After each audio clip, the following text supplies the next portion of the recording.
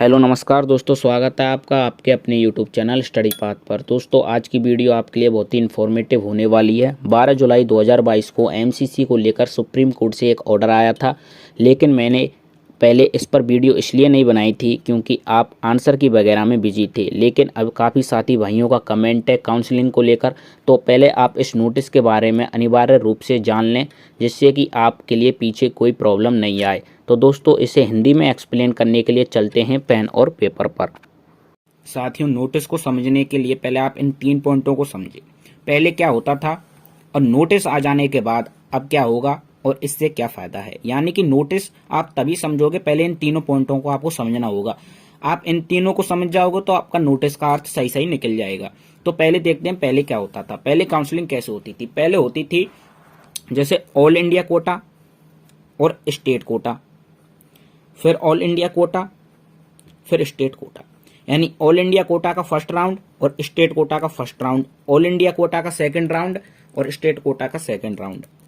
यानी पहले आप ऑल इंडिया कोटा में भाग लेते थे, फिर स्टेट कोटा के फर्स्ट राउंड में, फिर आपको ऑल इंडिया कोटा के सेकंड राउंड में, फिर आपका स्टेट कोटा के सेकंड राउंड में।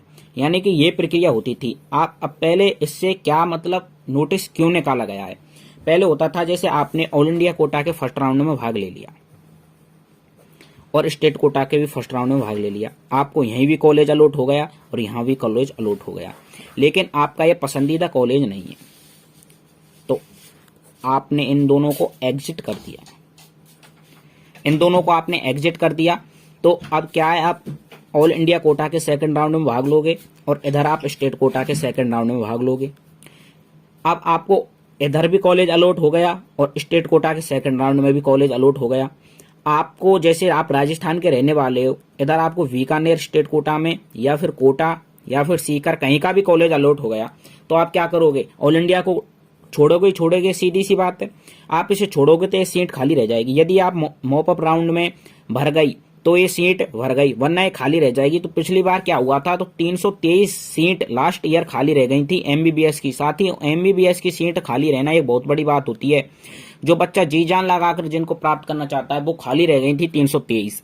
यानी कि अब क्या होगा, तो आप समझ सकते हैं कि पहले कैसे होता था। अब क्या होगा, आप इस दूसरे पॉइंट को समझिए। अब क्या होगा कि यदि आपने ऑल इंडिया कोटा के फर्स्ट राउंड में भाग ले लिया और इधर आपने स्टेट कोटा के फर्स्ट राउंड में भाग ले लिया, इन दोनों में आपको कॉलेज अलॉट हो गई, लेकिन आपका कॉलेज पसंदीदा नहीं है, कोई बात नहीं।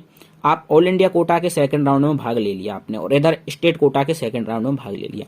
यदि आप ऑल इंडिया कोटा के सेकंड राउंड में भाग लोगे तो स्टेट कोटा के सेकंड राउंड में भाग नहीं ले सकोगे। यदि आप स्टेट कोटा के सेकंड राउंड में भाग लोगे तो फर्स्ट कोटा इसमें भाग नहीं ले सकोगे। क्यों? यदि आपने इसमें भाग ले लिया और इसमें भाग लेना चाहते हो तो आपको इसमें हाँ या ना करना होगा। यदि आप इसे ना करोगे तो ही आप स्टेट कोटा में भाग लोगे। यदि आप इसे हाँ करोगे तो आप स्टेट कोटा में भाग नहीं ले सकोगे। इससे क्या होगा, इससे जो सीट हैं ये भर जाएंगी और ये सीट रिक्त नहीं रहेंगी। इससे बॉर्डर लाइन वाले बच्चों को फायदा होगा। थर्ड पॉइंट है, इससे बॉर्डर लाइन यानी जो बच्चे 585, 580, 95 और 90 तक अटके पड़े हैं, उनको इससे बहुत फायदा होगा। क्योंकि अब सीट रिक्त नहीं रहेंगी, सीट भरेंगी तो क्या पता उनका भी नंबर लग जाए कहीं ना कहीं। तो दोस्तों मैं आशा करता हूं आप इस नोटिस के बारे में बारीकता से समझ गए होंगे। आप इस चैनल को सब्सक्राइब कर लें, क्योंकि आने वाली हर नीट से संबंधित छोटी या बड़ी खबर आप इस चैनल पर प्राप्त कर सकोगे। और बेल नोटिफिकेशन को ऑल पर सेट कर लें, जिससे कि आप किसी भी खबर से वंचित ना रह सकें।